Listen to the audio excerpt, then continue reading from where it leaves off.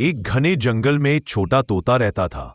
एक दिन बहुत तेज बारिश हुई और सारे पेड़ों के फल बहा गए। बेचारा तोता भूखा रह गया। वह उड़ता उड़ता हर पेड़ पर गया, लेकिन कहीं कुछ नहीं मिला। तभी उसने देखा, एक पेड़ की डाल पर एक छोटा सा आम लटका था। तोते ने झटपट उड़कर आम तोड़ लिया और खुशी खुशी खाने लगा।